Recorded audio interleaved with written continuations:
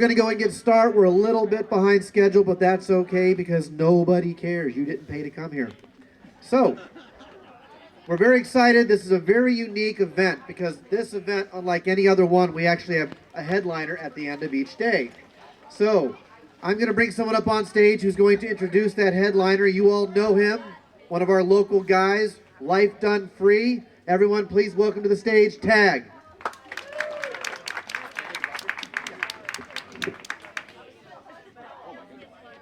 Hey everybody. Hey, before I introduce her, I have one piece of laundry that I want to do, and they don't know I'm going to do this, but I don't follow rules very well. So I'm going to do it anyway. For those of you guys who know, I wear a free man hat for a reason. I wear a free man hat because it took a lot to get free. It took a lot to get debt free. It got a lot to get mortgage free. And so I consider it $1 million hat, and there's been videos that have been done on this stuff. But I have a very, very good friend of mine who upped their ungovernable score, and I want to point it out to him. And Mr. Caleb Martin, come get your free man hat. You, my friend, own your home.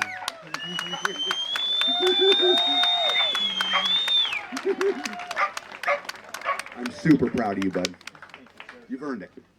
All right. Hey, guys, next. So a few months ago, I spoke at a convention in Georgia, and it was called the Next Step Convention, and it was about creating a parallel society.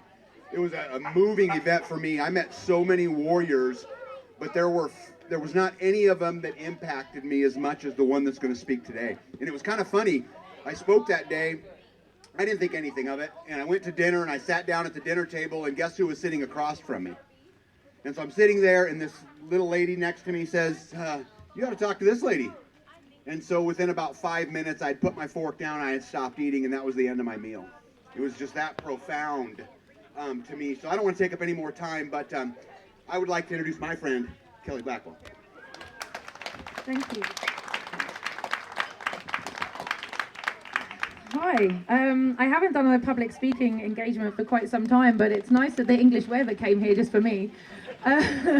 I'm very used to this, so yeah, thank you so much for having me. It's a pleasure, and it's a very different audience than what I'm used to talking to. So I really hope that you find this relevant and something that, you know, rather than a class, it's more I'm just going to tell you my story.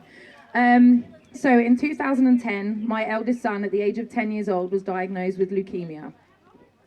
Then again, when he was 12 years old, he was diagnosed with another cancer called Langerhans cell sarcoma. Now, this is of an incredibly rare cancer. In fact, there was only 5 people in the world at that time who had that cancer, and my son was the only one in the entire world to have these 2 cancers together.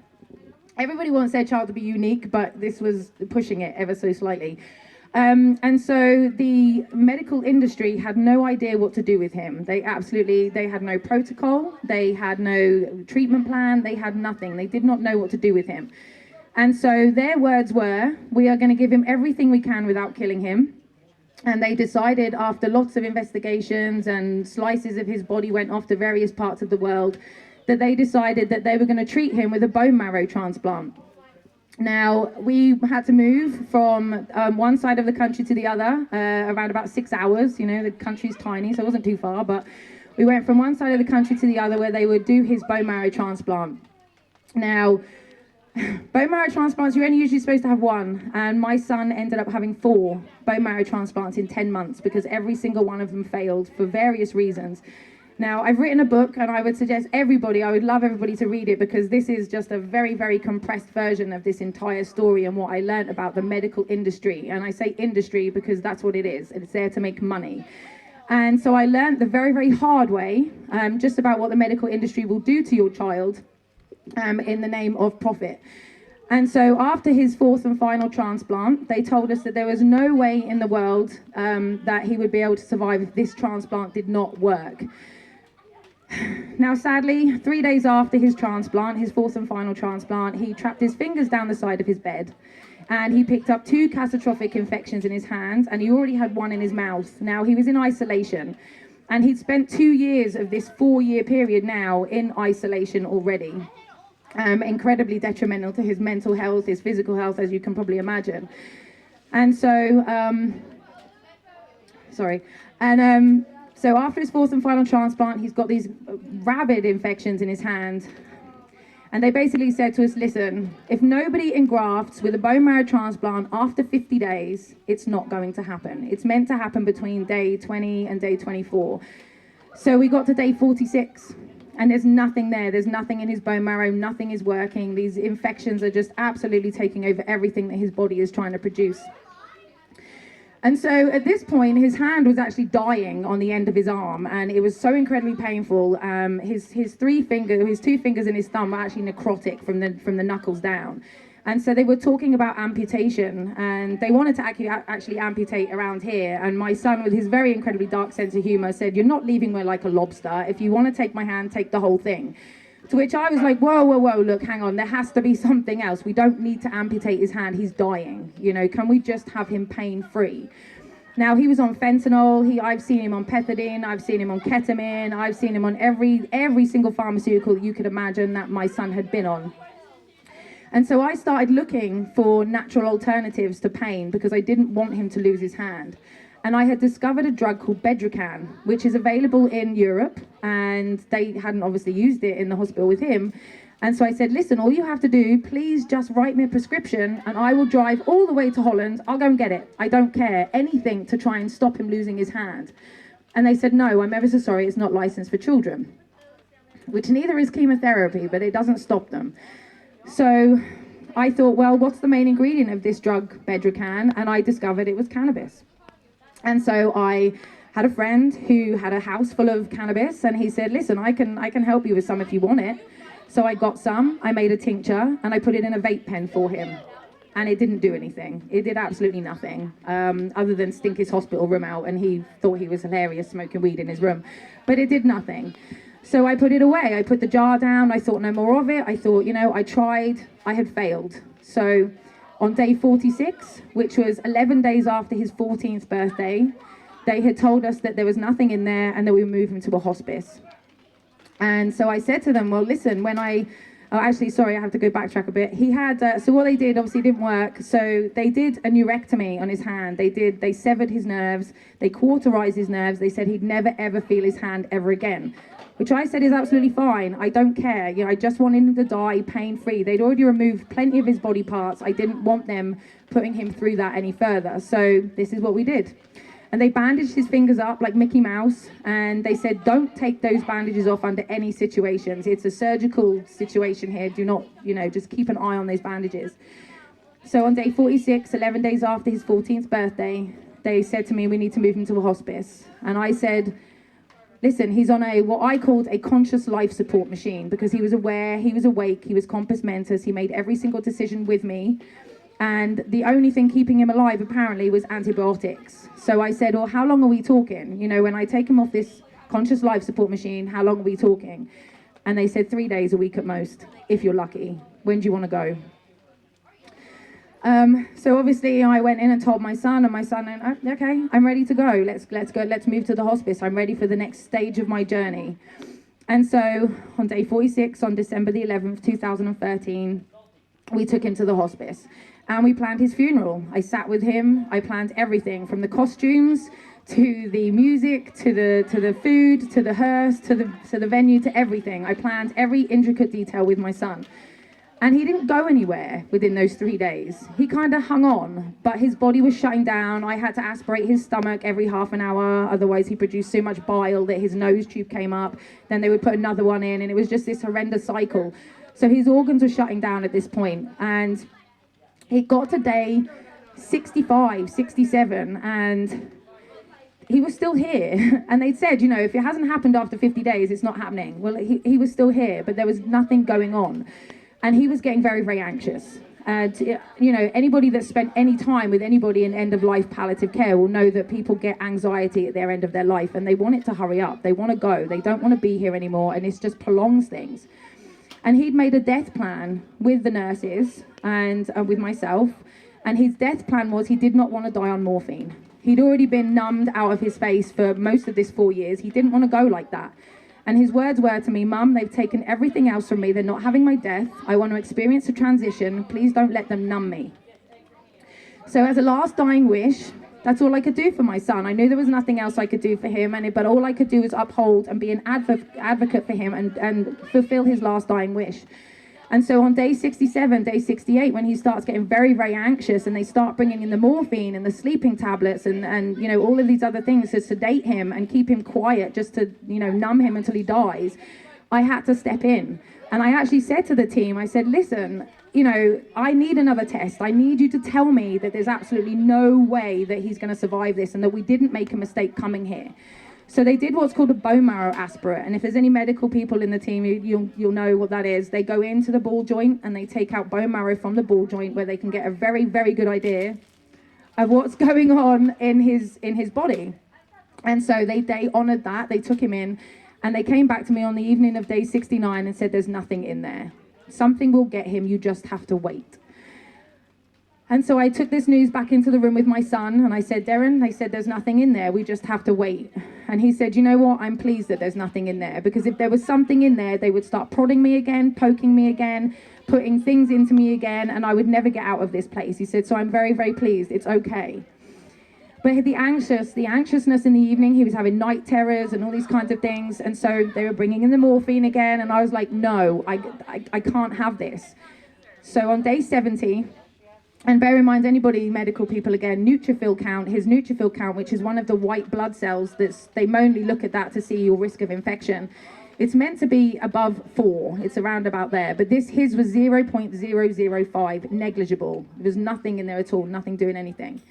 And so on day 70, I looked down and I saw the jar of the stuff that I'd made a few months earlier to try and save his hand. And I thought, you know what?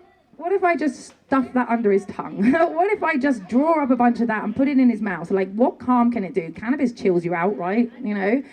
So that's exactly what I did. And I asked him and he was more than happy to do this. And so I drew up a syringe, I put it under his tongue. And within moments, I watched, it was like a body scan going down him. I watched him relax and he just chilled and he sat there and he laid back in his bed and he said, I'm good now. And so for me, it was already a miracle. It was going to give him the death that he wanted. He wasn't going to be off his face. He wasn't going to be out of it. He was going to be aware, compos mentis with his family and friends around him. Now, the one thing that I did notice immediately was there was a nurse that turned up at the door. And Darren had become incredibly addicted to a drug called cyclazine. Now, cyclazine is an anti-sickness drug, but it's a very, very powerful anti-sickness drug. And what they're meant to do is, cancer patients will have a line coming out of their chest or sometimes their arm, or they'll have something under their skin, but he had the one coming out of his chest. And so they were supposed to put the syringe on his line. They were meant to put it in over a 5-minute period because too quickly it can cause an immediate heart attack. Well, they felt so sorry for Darren that 9 months previously to this, they had just been putting it on his line, putting it in his hand and allowing him to bang it into himself. And it gave him a feeling of heroin. And he would say to me, Mum, it's like a warm blanket and I feel safe. And so he became very addicted to this drug, and nurses knew better than to be late with it, because if he was late with it, he would be on his buzzer. The nurses, what do you want? Where's my cyclazine? And it made him very, very angry if he didn't get it on time. So moments after I've given him the cannabis tincture, and he's now very relaxed, the nurse turns up at the door with the cyclazine, and I thought, oh shit. What if what I've just given him contradicts what she's going to give him and I watch him die right in front of me? I mean, I know he's dying, but I don't want to be responsible for this. I'll never live with myself. Well, he turned to her and he said, oh, I don't want that. You can take that away. And I looked at her and she looked at me and I looked at him and I looked at her and I said, just take it away before he changes his mind. And then I turned to him and I said, are you sure? And he said, I don't feel like I need it. I feel good. I'm okay. So it was amazing. To me, I was already going to give him the death that he wanted. He was going to be in a position that he wanted to be. Amazing. So I just kept giving him this cannabis tincture day after day. Now, he had no more pharmaceuticals after that. No more morphine, no more sleeping tablets, no more antiemetics, nothing. And so I just kept giving him the tincture and giving him the tincture. And then on day 75, we were sat in the lounge and my son was asleep and he had his hand in between his legs and he's pulled his hand out. And he goes, Mum, look at my finger. And I was like, what? At your finger? Like, what? Why am I looking at? I couldn't see what I was supposed to be looking at because all I saw was a healed finger, but with no fingernail. And when he pointed out, Mum, my bandage has fallen off. Look at my finger. And I knew at that point that you cannot repair skin cells without a functioning immune system. But they had told me 5 days previously that there was nothing in his bone marrow. So the nurses came running in. They obviously had to, they came look at his finger, and they said, we need to do a blood test. And I said, if it's not in his bone marrow 5 days ago, it's not in his blood. Like, what's the point? So we need to do a blood test. They did a blood test, and that test came back, his neutrophil count was now 0.25. And so they shredded the do not resuscitate forms. My son was under a DNR. They shredded those forms. They started running around saying he wasn't dying anymore, and this was a miracle, a work of God, and I was allowing that. Absolutely, he can take the credit. Because if he didn't take the credit, I had to take the credit, and then my children would go into care. Because social services would have come in, and they would have taken both of my children. They would not have cared what had just happened. That's not how that works. So I kept very, very quiet. Now, the sad thing was that Darren, the doctor came in to Darren and said, Darren, you're not dying anymore. This is amazing. What happens now? If you get a temperature, what do you want us to do? And he said, you can leave me the fuck alone. And the doctor said, well, that's rather flippant. And I said, 30 seconds ago, the kid was dying. He's planned his funeral. Now you're telling him he's not dying and he has a future, but you don't really know if he has a future, and you want him to be happy about this. So this is where the real struggle really started. Because Darren was angry at me. Darren was mad at me. Darren was not happy at me that I'd saved his life. I didn't mean to. It was an accident. It's not what I intended to do. I certainly didn't think it was going to do this. And so about 8 weeks later, we get evicted from the hospice because we don't need to be there anymore. We can't go home because he still needs care. We can't go in hospital, so they put us in a hostel with 16 other families who are right at the very beginning of their cancer journeys. It was horrendous. And Darren wanted to die. His organs, his road to recovery was absolutely insurmountable in his mind. It was so big, there was no light at the end of the tunnel. And so for 6 months following, he tried to kill himself. I took his shoelaces away from him. I took his belts away from him. I had him on suicide watch 24 hours a day. And he chose starvation. That was his way that he was going to go. And I feel that it was very much just the only thing that he could control. And so those 6 months, cancer is one thing, it's almost like a separate entity that it's just happening and you just have to ride the waves. This was him making a very conscious decision that he didn't want to be here anymore. So I'm on my hands and knees many a time in front of him, just begging him to eat something. And he would look at me and say, no, just let me go. And we had conversations about me putting a pillow on his face. We've had all of these conversations. And I said, I can't just let you go like this. And he said, Mum, you have to understand. He said, I was stood on the threshold of a door, and in front of me was everything I've ever wanted. My fields that I grew up in, my PlayStation, my BMX, my friends, no more prodding, no more poking, no more tests, no more chemo. And someone slammed the door in my face and told me to turn around and walk back through hell. I don't have it in me. So the hospital's answer to this was that he got down to 24 kilos, and he was 5'6" and 14 years old, and it's nothing. I've never seen anything like it other than in documentaries about Auschwitz. It was absolutely horrendous. And the hospital said to me, listen, he's going to have a heart attack at any time. If he does not start eating very, very soon, we are going to section him, we're going to sedate him, and we're going to force feed him. And I said, can I please have some psychological help for my child? Because he's been through an awful lot. And they said he doesn't qualify.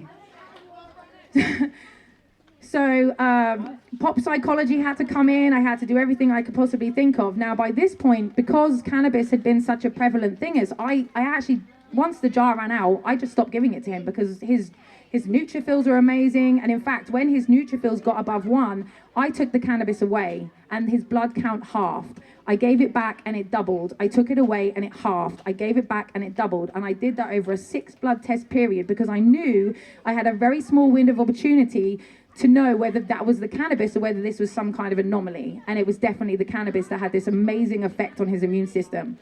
But when the jar ran out and his immune system was amazing, I didn't think that it could help him any further in what he was going through at this point. But I've been talking to other people within the cannabis community who said, listen, there's a guy in Spain called Jeff, go find him and he will help you. He's been helping children for almost 20 years. So I said to the hospital, listen, I've been offered a holiday in Spain with Darren. Please let me go. Please let him go. If we come back and he's still the same, I will hand him over to you. I'll sign him over to you. I don't know what else to do. And they agreed, thankfully. So we went to Spain and we met Jeff. And Jeff gave us a syringe of what everybody probably knows as RSO. I prefer to call it FICO, but people call it RSO. And he said, just put a tiny little bit. Get him to eat a tiny, tiny little bit. And I really feel this is going to help him. So Darren was up for it, and I gave him a tiny amount, and within half an hour I shouted down, I said, listen guys, to both of my children, I'm making some lunch, does anybody want anything? And my son said, make me loads, I'm starving. So I made him loads, and he ate for 12 hours that day. And his food of choice, once he'd finished what I made for him, was pistachio nuts. So for 12 hours I had to listen to, and I would listen to that every day for 12 hours for the rest of my life. And so for the following 2 weeks, he ate for 12 hours every single day. I just kept feeding him and feeding him and feeding him. He was still as skinny as a rake. His eyes were sunken, but they were pink, and he was happy. And I took him down to the restaurants, and the people were saying, are you sure he's going to eat all this food? And I was like, yeah, just watch him. And he piled it on. And we got home after those 2 weeks, and the oncologist took me to one side, and she said, oh my God. She said, his mental health has improved by 300%. I said, yep, I know. And she said, he doesn't want to die anymore. I said, yep, I know. And she said, he's put on 4 kilos. I said, yep, I know. She said, that holiday has done him the world of good. I said, yes, it was the holiday. Let's leave it at that. I'm going home. Thank you very much. And so every single day since June 2014, my son has taken cannabis oil. Every single day without fail. And the things that I have seen, not only from then, that was miraculous in itself, that plant could give him that. And that plant could give me that. But what I've seen in the recovery of him since then, the hand that was paralyzed. 2 weeks after we get home, he says to me, Mum, my hand hurts. I said, Darren, your hand can't hurt. I said, they cauterized the nerves. I said, they severed them, you're never going to feel your hand. I said, maybe this is ghost pains, you know. He said, no, I'm telling you, Mum, it's like electric shocks going down my fingers. So I got onto the Google gods who had helped me so much in the past, and I said, you know, why is this happening? And it comes back that THC, the illegal component of the cannabis plant, more specifically can regrow neural pathways. It can regrow nerves around damaged areas. And in fact, in the last 10 years, I have worked with people every single day who have come to me in a similar position to my son, begging me for help. I am their last chance. They want me to save their baby, their brother, their dad, their mum, whoever in their family, their loved one, their dogs. I worked with a turkey. Whoever it is, they've come to me, and I have seen miracles in every single person. And I've seen half-body paralysis from a stroke, and people regain their body back over time. If people have enough time and they are persistent and consistent enough with this plant, it can absolutely create miracles. Now, my son also had avascular necrosis in his right femur, which is dead bone. Now, anybody in the medical field will tell you, you cannot repair dead bone. It's not going to happen. Well, my son had an inch of dead bone on his femur, and they said if he is to survive this, in 5 years' time, he'll need a knee replacement. And so I said, okay, well, you know, we'll see. So 5 years later, they call him in for an MRI, and they say, he's going to need a knee replacement. I get called into the doctor's office, and he sits down and he says, I believe you were under the impression that Darren had avascular necrosis. And I said, no, I'm not under the impression. I said, I have the scans. Would you like to see them? And he said, well, I don't understand. And I said, are you going to tell me it's gone? And he said, I don't understand. I said, it's gone, isn't it? It's healed, hasn't it? And he said, but this is impossible. And I said, well, obviously it's not. And he said, I never see this in any of my other patients ever. And I said, that's because none of your other patients ever are taking cannabis oil every single day, are they? And he said, I knew you'd say that. And I said, yes, and I'm going to keep saying it until you listen, because you have 60 people out in your waiting room who could benefit from this, and you don't want to know. And the man literally put his fingers in his ears, literally in his ears, and said, I don't want to hear it, I toe the party line. To which I stood up and called him a butcher and said he didn't deserve to have his job, and I wasn't invited back into the office again. But I then decided in 2017, when my son was almost 18 years old and he was now probably a little bit less likely to be abducted by social services, that I would write a book. Because my son being the only one in the world, he'd already been in media. He already had a following of 60 to 70,000 people. There was already a bunch of people that knew his story, but I wanted them to know the full truth. But I knew that I had to get it down into black and white so that nothing I said could be misconstrued or used against me, because I know what they're like.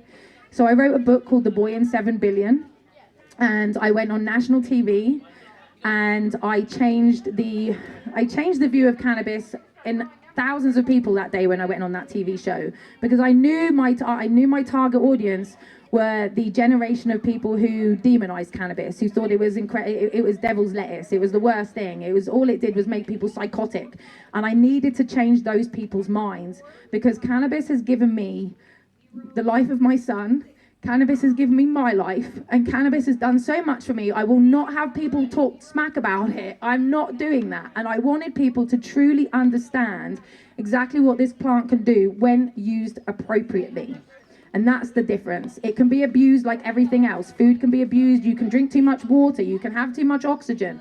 Cannabis is not something to be abused. It's a medicinal plant that every single one of us need, because we all have an endocannabinoid system. And so for the last 10 years, I've seen hundreds of miracles. I've worked with hundreds of people, and every single one of those people has been helped in some way, shape, or form. Now, to the degree that it helps them varies massively. How cut, burnt, and poisoned are they by the pharmaceutical industry before they get to me? How bad is their cancer? How riddled are they? What's their mental attitude like? What's their diet like? Are they willing to stop the things that got them sick in the first place? Or do they want to put cannabis in with one hand and McDonald's in with this hand and expect to be healed? It doesn't work like that. You're going to go around in circles and maintain your current status at best. So it depends on a lot of variables, but every single person, if we can't get them in remission, every single person has longer than the doctors told them and a better quality of life. And I think that that's all any of us can hope for, as long as possible and as pleasant as possible. None of us are getting out of here alive, not one of us. Life is a terminal illness. We are dying from the day we are born. But most people don't start living until a doctor tells them they have 3 months. And then they start panicking and regretting the things they didn't do. So do it now, okay? And ever since then, I've talked in Parliament across Europe. I've talked outside the Parliament in London. I've talked in Parliament in London. I've talked at the UN in Geneva. I spent years being a cannabis activist, going from place to place, just talking and telling people that just because a doctor tells you there's nothing else, it doesn't mean it's true. You don't have to believe them. They don't know everything. They have a toolbox and they have a few tools in it. They don't have all the tools in it. And so, you know, if you find yourself in that situation, go look at other things. And I would say now, I said to Tag, I was like, you want me to tell my story at this kind of preppers event? I don't, like, how is my story relevant to these people? I don't know, you know? And then I sat and thought about it, and I was like, do you know what? If you really want to prepare for what's coming, get your house in order. And I don't mean stocking up with ammo and getting tins of beans. I mean, get your house in order. Okay, I had to learn 10 years ago that the pharmaceutical industry do not exist. In my world, the medical mafia, the medical matrix, whatever you want to call it, does not exist in my reality. So I had to learn 10 years ago how to care for myself, care for my children, care for my loved ones. And utmost, more important than anything, how to prevent myself from getting sick in the first place. Because once you're sick, it's a very slippery slope, and it's much harder to come back from that. So really, if you really want to truly prepare for whatever it is you think that's coming, get your house in order, learn about the herbs that are around you, learn about your particular ailments if you have them, learn how to heal them, because you can.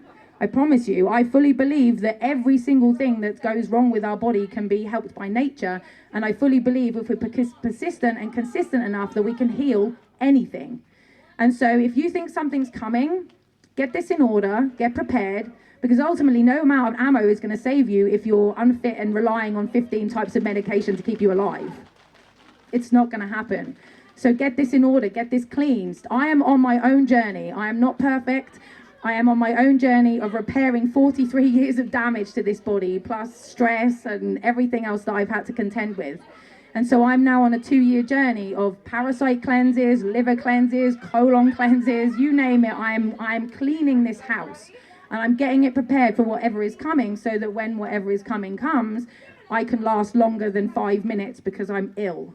So my message really is to everybody, and I hope everybody takes something from this, is that there are other things you can do. Nature has an answer. Go learn about it now. Go learn about your ailments. Go learn about what you can do to help yourself and your loved ones. And look after yourself. Don't get sick in the first place, because one day that medical matrix, whether you want them or not, won't be there. You're not going to have access to doctors. You're not going to have access to hospitals unless you get the chip, or unless you get the whatever it is that's coming.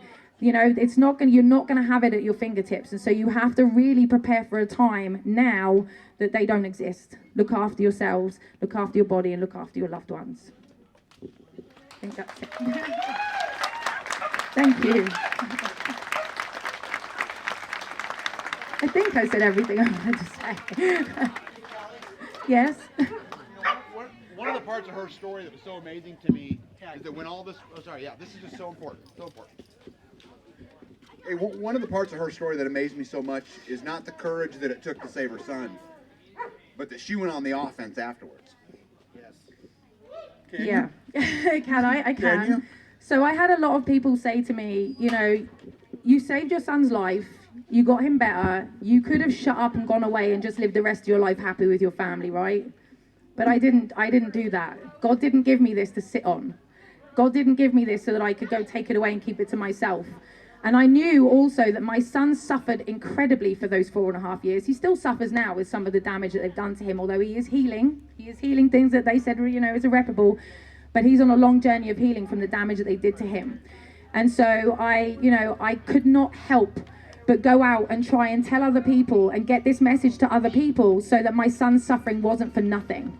His suffering could not be in vain. Just one person to be helped means that my son went through that for something, and it wasn't for nothing.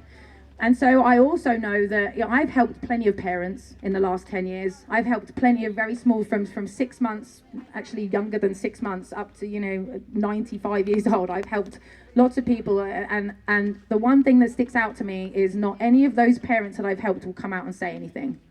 They've all kept quiet. They've all done what they needed to do, and then they carried on with their life. And that's okay. There's no judgment. I get that not everybody is in it for the fight. But I couldn't sit on this, and I couldn't take it to my grave knowing what I'd done and knowing what the cannabis plant can do with diet and nutrition and everything else in turn. I couldn't keep that to myself. It's far bigger than me. And I think that everybody here that's doing things like tag, you know, all of this is because this thing is far bigger than any one of us as an individual. This thing is far bigger than any of what we can see. It's about the bigger picture. It's about the ripple effect. It's about imparting knowledge on people and helping people. I don't know anything about solar, but there's someone here teaching you about solar, you know? And so learn what you can learn and just be grateful for the people that are willing to go that one step further so that we can all learn and we can all thrive and we can just make the world a better place. Thank you. Hi. I just got a question. Yeah. I mean, obviously you kind of chronicled some of this. Do you have a book or some kind of resource that we can refer to that kind of helps guide us so we want to take a look at some of this stuff? Yeah, so I obviously wrote a book, but that's mainly about the story. But I also do have an ebook that I wrote, which I have little business cards, which I'm more than happy to hand out for them. You can get on my Linktree. I have a bunch of videos, my interviews, a bunch of. I've made so much content over the last 10 years and just put it out there for people to truly understand. And then there's a private Facebook group that I have my ebook in there. And that ebook basically will tell you exactly what to do and how to do it safely and effectively in your life. And that's out there for free. Nikola Tesla's it out there for everybody to have. So, you know, go for it. And I'll, you know, anybody that wants to get on my Linktree, absolutely you can and get onto that free ebook. And if anybody needs my help further from that ebook, get in touch with me and I'm more than happy to help. Hi. I can't hear you, Jen. What's that?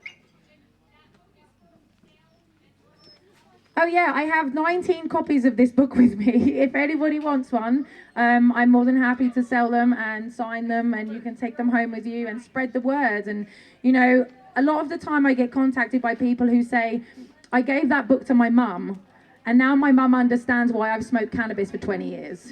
You know, thank you so much for changing her mind, because I've been trying to change her mind for 20 years and she didn't want to know. She saw you on TV and now she's, you know, now she's pro weed. But that book, nobody can, I don't think anybody can listen to my story and tell me I shouldn't have done what I did. I don't think anybody can say to me, absolutely not, that's the devil's lettuce. How dare you do that? You should have let him die. And, you know, I don't think anybody in their right mind would say that. And I'm not I'm not promoting that we all go out and start smoking weed and things like that, because that's not the best way to get it into you. But I am promoting that we all take cannabis because we all have an endocannabinoid system that needs it. We don't need to get high to be healed. That's an abuse of the plant a lot of the time. You don't need to get like that to get the medicinal benefits from it. Any other questions? Don't be shy. You kind of look like you want to say something. Thank you. Hi. Thank you. So, in 2017, when my book came out, I got called into a London office, and I think they were governmental people, and I knew who they were from the government, and they didn't realise that I'd been very entrenched in the cannabis community for 3 years by this point. So I kind of knew who they were, I knew what they were up to, but they called me in and they said, listen, we want you to help us push medical cannabis over the line, but all you have to do is say what we want you to say. So I was like, okay, well, let's talk. I'll listen, I'll humour you. Anyway, they offered me everything that I could ever imagine. They offered me more money than I would ever be able to spend in my lifetime. They said that my children would never have to worry about money. My children's children would never have to worry about money. They told me that my child would get medical cannabis for the rest of his life without fear of retribution or fear of persecution. That's a huge thing when you're absolutely terrified, because it's very illegal. I could face 14 years in prison for every single person I've helped if they really wanted to. And so, that kind of was like, okay, I'm listening. Anyway, they said, we just need you to say what we want you to say. And they said, do you have any questions? And I said, well, yeah, actually, I have some questions. They said, what about dispensaries in the UK? And they said, absolutely not. That wouldn't work. Next question. Okay. What about grow your own? Because unless you can grow your own medicine, you're not free. Unless you can grow your own herbs in your garden without someone coming and knocking down your door and stealing your plants, you're not free. And so I said, grow your own. And he said, Mrs. Blackwell, we can't have people growing their own medicine in their garden. And he said, and wouldn't you rather have something that was made in a lab instead of something that you knocked up in a kitchen? I said, I think you're talking to the wrong person, because stuff that was made in the lab nearly murdered my kid, and I knocked stuff up in the kitchen that saved his life. So I think you're talking to the wrong person here. And they said, and I said, no, I'm out. I'm not playing your game. And they said, I don't think you understand what we're offering you. And I said, I know what you're offering me. I don't think you understand who I am. I said, I'm not interested. My soul is not for sale. It's okay. I am not taking the chocolate. You're barking up the wrong tree. To which I left. Then things started to get a little bit hairy. I was obviously very much a beacon at this point, and I did receive I had people threaten me and tell me that I was to stop doing what I was doing, and that it would be in my best interest if I just stopped doing what I was doing, to which I was like, absolutely not, because this is bigger than me. And I did go through a period of my life where I actually checked my brakes. I looked under my car every day. I'd spoken in Parliament, and I'd actually introduced my son to the Chief of Police as, this is my son Darren, he's illegally alive. To which the Chief of Police said, what do you mean he's illegally alive? So I explained, told very briefly the story. And he said, and I also told him, I said, and this is what I do with other cancer patients, not just cancer patients, but MS, Parkinson's, Tourette's, autism, you name it. There's nothing that can't be helped by cannabis. And he said, you can't do that, that's illegal. And I said, well, I'm not going to stop doing it. I said, there's two things that you're going to get me to do to stop this. I said, one, you tell these people in Parliament to do what they're meant to do right by the people, or you arrest me. Because I have the ability to help these people. They come to me, I don't go to them.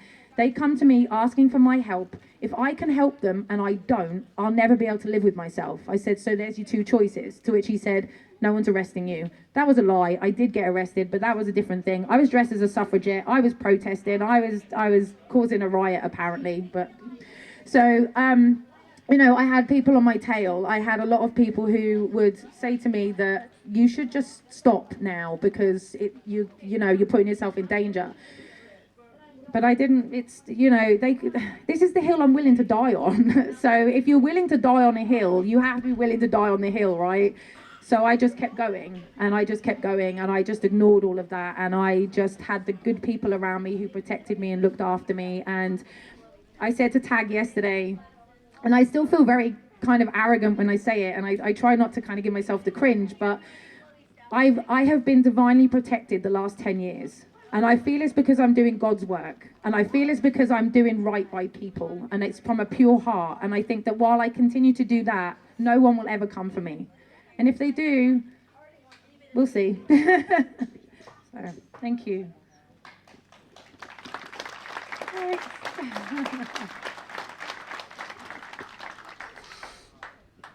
Anyone else?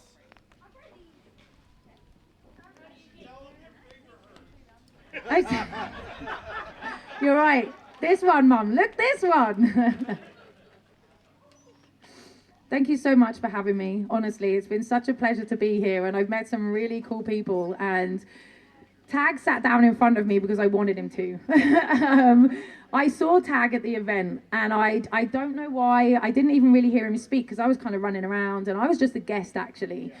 And we went to dinner that night, and I looked at Tag, and he just has this beautiful energy around him, and I was like, do you know what? I need to get to know this guy. I want him to sit down in front of me, so I sat down.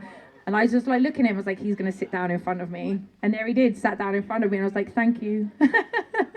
And then we just got to have a chat. And I ruined his dinner. He couldn't eat anymore. And I truly humbled him, which humbled me. Because as far as I'm concerned, I'm just a person who just has found myself here with some choices that I've made. But I do understand that I've made choices that lots of other people wouldn't make. And I know that because I've had lots of people come to me over the years, especially when he first survived and we got moved out of the hospice, because he had so many followers. I started getting messages from people saying, what did you do? What did you do? I need the same miracle as you. What did you do? And I was like, oh, do I tell people? I'm not going public with this. You know, it's too early. He's still too fragile. And I knew that there was a very small chance that, you know, what if this person is a police officer? What if I'm, you know, but I would tell every single person, I was like, okay, listen, I gave him cannabis, but don't tell anybody. And the amount of mothers that as soon as they heard me say that went, oh no, absolutely not, I can't do that, that's illegal. And I was like, yeah, I know it's illegal, but you're not going to get caught. Like, and they were like, no, absolutely not. I've got a job that I need to keep. And okay. And so I started to understand that I was very different from everybody else. And sadly, all their children are dead now, and mine's not. And I think the worst thing, I don't need to say anything to those mothers. They have seen it for themselves, and I can't even imagine the what ifs that they have to live with. I wouldn't wish that on my worst enemy. So I have learned that I am a little bit different than the usual, and I'm okay with that. So, yes. Can you tell them about, you told me a story last night about how they gave you all this paperwork. Oh, the pink slip. Like, what? Tell that story. At the beginning? Yeah. Yeah, so I learned very, very soon on into my son's cancer journey back in 2010 that my child was not mine. Anybody who is under the illusion that your child is yours, you're under an illusion. You get a sick child, you'll soon learn that your child's not yours. So I'm sat, my son was diagnosed with leukemia, and really literally that evening they've taken us into the hospital, and I got on a roller coaster ride that I never bought a ticket for, and I couldn't get off. And they bombard you with all of this stuff. And they even said to me, don't go on the internet. We will tell you everything you need to know. And so I'm just sat there, and they're saying this, and they're saying here's the flow chart. This is the protocol. This is the treatment for the next 3.5 years. And you're like, what? Hang on a second. And then they put this slip in front of you, and they say, this is the permission slip. And it's a pink slip. This is a permission slip. You have to sign this so that we can carry on with the treatment. If you don't sign this, we can't do it. And they have to, by law, give you the side effects of the treatment. Hair loss, liver failure, heart failure, blah, blah, blah, death, secondary cancer, all of these things. And I said, listen, hang on a second, like, this seems like you're wanting to smash a walnut with a sledgehammer. I said, my son doesn't look very ill. And he was incredibly ill. He had the second highest leukemic count they'd ever seen on that ward. But to all intents and purposes, looking at him, he didn't look very sick. And so I said, listen, is there something else we can do? Is there like some other, like, what about his diet? Oh, no, absolutely not. Food has no relevance to cancer. That's an absolute lie. And they just said, no, there's nothing else. We have to do this, and we have to do this quickly because he's going to die. She said, sign this. And I said, hang on, listen, what if I say no? Like, what's going to happen if I don't sign this? And she said, well, Mrs. Blackwell, then Darren will be made a ward of the court. Treatment will happen anyway, and he'll be put into care. And it's much better that you are sat next to his hospital bed than a foster carer that he doesn't know. Sign here. That was it. What could I do? Nothing. And back then, I didn't know what I know now. And I didn't have the confidence that I could take him out of that hospital and do anything else with him. I didn't know nearly anything of what I know now. I was bullied, I was pushed, I was emotionally blackmailed, I was railroaded. And that's what happens when your children get sick. I don't know how it is so much in this country, but in the UK, that's what they do. I call it medical kidnapping, and you don't have a choice. You learn very, very quickly that that child is a property of theirs, not of yours. So just bear that in mind. Again, so don't keep your kids well. Don't let your kids get sick. You don't want to enter into that system. Do everything you can in your power. Learn everything you can right now to keep your kids as well as possible. It comes down to diet, what you're feeding them, the movement that they have. You know, there's 4 foundational building blocks of life: water, movement, air, and food. You get those 4 absolutely solid, then everything you build on top of that is going to be stable. If any one of those foundations is cracked because you're eating McDonald's, or you're drinking bottled water, or you're breathing in poisonous air, or you're stagnant all day, then anything you put on top of that, any supplementation, anything else that you put on top of that, it's going to crumble. It's not going to stand. So get those foundational blocks solid and set in you and your family and your children and everybody you love around you, and prevent the sickness in the first place. Where'd he go?